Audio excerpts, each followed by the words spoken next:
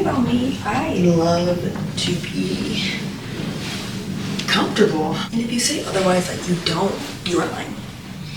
You are lying because there's just no way. So I'm not gonna apologize for being comfortable because I am. I am just extremely comfy. I love to be comfy, cozy all the time. But hello, if you are new here, my name is Aliyah, and I'm the host of Becoming Me, a podcast where I talk about just self-improvement, the real problems of being in your 20s, and everything else in between. We're not going to waste any time today. We're just going to hop straight into today's episode and really talk about it. Making friends in your 20s is so beyond difficult and nobody talks about it. Like when you're in college, when you're in school, in your hometown, you have friends at your disposal. You can walk downstairs to your friends, text them being like, hey, meet me at the dining hall in 10 minutes. But now, I literally ask my friends at the beginning of every month, what day are you free? Because the rest of the time, I'm either working, traveling, not in the state, not in the country, or I'm in my own bubble. But like the biggest thing I've learned since not being in school is you need to nourish your relationships. Nourish your relationships and your friendships with the people around you that you care about the most. And I literally struggle with this so much. I struggle with this a lot. I struggle texting people back. It's one of my biggest faults in myself. My biggest flaws is I struggle to text people back. But people who know me know I mean no harm. So if you're just meeting me and you're like, oh my gosh, she doesn't text back, it's not you. It's really me. I just don't text people back. Because it can get overwhelming. But realizing after college, like, you need to go out of your way. Like, you need to make a true effort to plan a day, to go out with your friends, to go meet people, to go out and be around other people.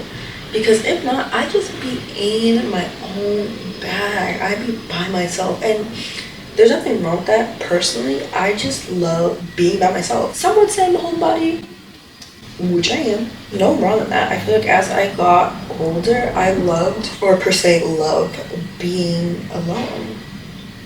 And it's not a bad thing. It's really not.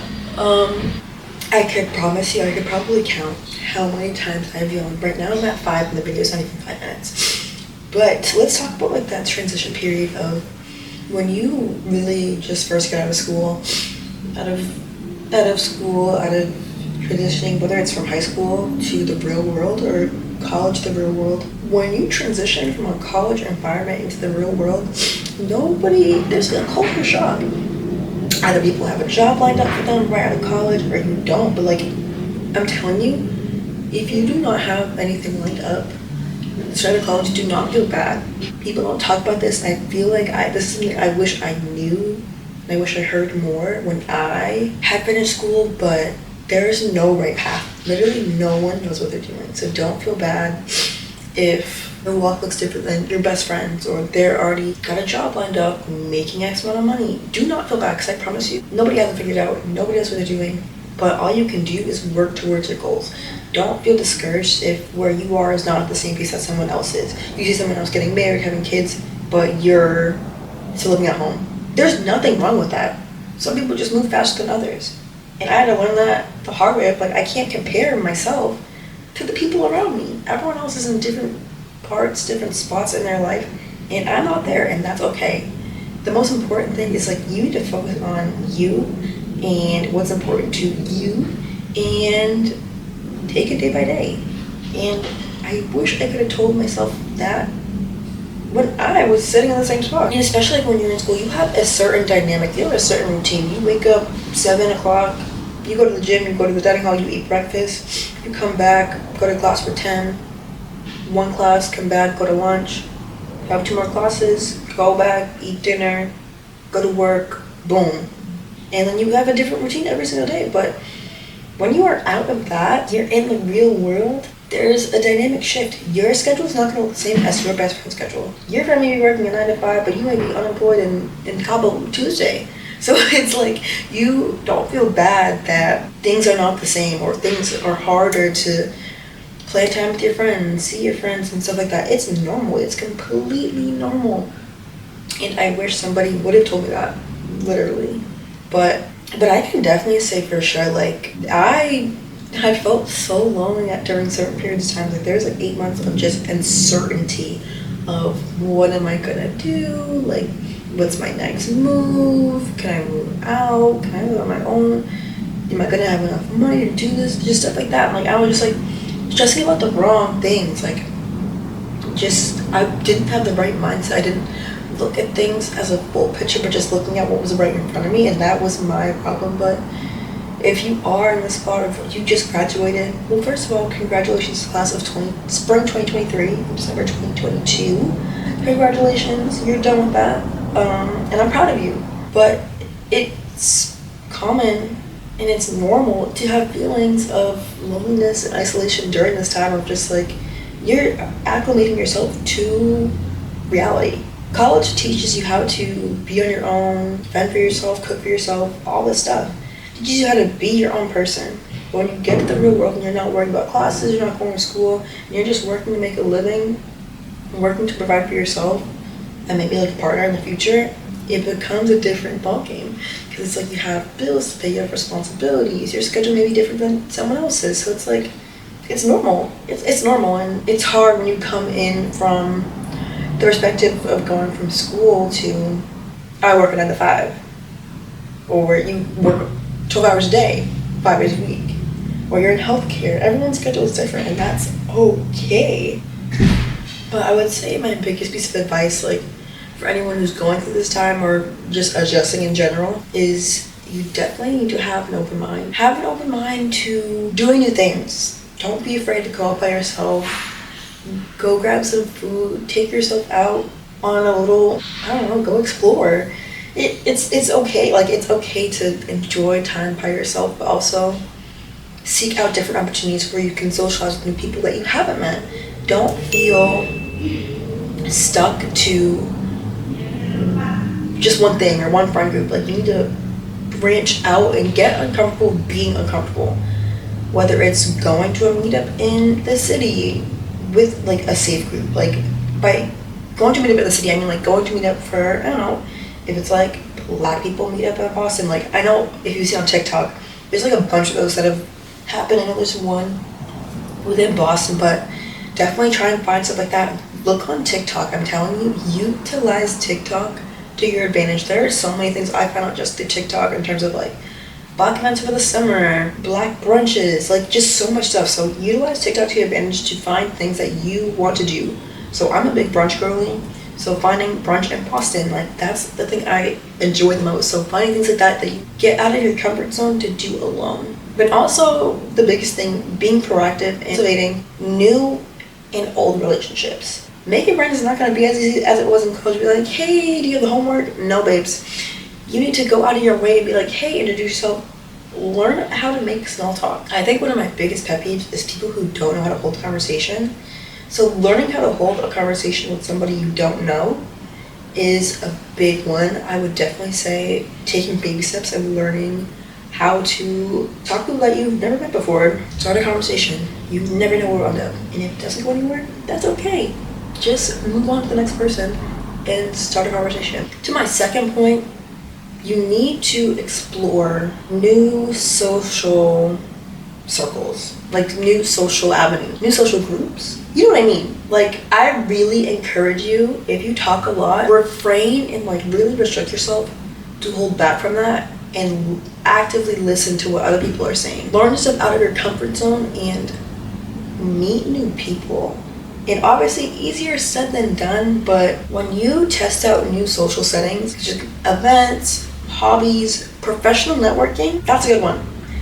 Or even like just if you like volunteer and like doing stuff like that. If you go to church, go on to your church a little bit early, leaving a little bit late, saying hi to people. That's a start. That's literally the start. Saying, hi, my name's blank. Nice to meet you. I'm new here. And you never know where that conversation will take you. I promise you. I promise you. And on top of that, it's like, one of the biggest things I think to learn as well is approaching new people, but engaging in new conversations with new acquaintances. Like, I think one of the most underrated skills to have is actively listening to what someone says. I think because we're new, we're so quick to jump to talk about ourselves, but people love to talk about themselves. People love to tell you about what they do, where they're from, stuff about them. But I promise you, if you just ask the questions more about them, they'll be more intrigued with who you are. And I don't know how to explain this, but I've always found that it's worked. When you're in a conversation, whether it's just you're new and meeting them for the first time, ask them not necessarily like common questions, but a little out of the box questions about them. Ask them, you can always ask them like where they're from, what they like to do, kind of music they're into, stuff like that, to casually ease the tension in the conversation or ease your comfort in talking in the conversation. Because you never know what one question will ask, like you'll find out they have common interests with you, and like you're helping to maintain the authenticity within the conversation. So, for example, my friend Laura was introduced to me through my friend Rode, and through that I knew she liked to travel. So for my birthday last year, I like FaceTimed her, asked her like if she'd want to go to Miami with me and my friend, like two of my other friends, and she was down. So it's like, even from that alone, I gained a friend. I now have a friend who loves to travel as much as I do. And as we travel more, I found more friends who also love to travel. So it's like that, you won't know unless you ask somebody and find common interests. So I encourage you to reach out to 2 people this week. That go to a social meetup, a social group, a brunch. You never know. Compliment someone, be like, hey girl, I love your outfit. You look so good. Where'd you get your top from? Said, oh, Zara? Girl, I love Zara. See, that's a conversation right there that you literally just found something you had in common with somebody else that you didn't even know. And again, I know it can be scary and it's a lot easier said than done, but I promise you, small steps are better than no steps at all. And I think lastly, to enclose the whole idea of making friends after college, it's so important, and I struggle with this, but I'm cautious about it, where I know I need to work on this more. But nurturing and maintaining friendships that you already have. It's important to invest time and effort into not only building, but maintaining meaningful connections that you already have. As adults, as we grow up, it just comes with having more responsibilities, like busy schedules, living across the country, different life stages. You may be having a kid and I may just be living at home. So it's like, I don't have the responsibilities that you have as you just had a kid, starting a family, and I'm still at home. Like, it's just like stuff like that where you can't beat yourself up for being in a different stage than maybe I just bought my first apartment and I'm moving in, I'm buying all the stuff and moving across country, but I have a friend who still lives back home. That's okay. You're in different parts of life and there's nothing wrong with that. So for me, one of the things I find is setting up specific catch-up dates. Ask my friends at the beginning of every month, hey, what day are you free? I'll be gone for this long. And I'm gone pretty frequently. I fly quite frequently. But I try to set up, whether it's one time a month, go out to dinner, go out to a little event, whatever it may be, but that's the first step like you can take towards nourishing and maintaining the friendships that you already have. And not only that, but having a diverse group of friends. I have friends in finance, business, marketing, creatives, healthcare. There is nothing wrong with that, but it's so important to have different types of friends within your friends group, different types of friends within your friend group, because they all provide you different perspectives, different experiences, different support systems. So it's always important to really go back to that. Tell the people you love, tell the people around you that you love them and appreciate them, because you really never know. But yeah, that's it for this episode. Thank you so much for listening. If you enjoyed this episode, feel free to share it with one friend or comment down below one thing that you personally struggle with as someone who may be in college now or graduating college or be out of school and figuring things out for themselves. So that's it for this week, and I will see you guys in my next episode. Bye.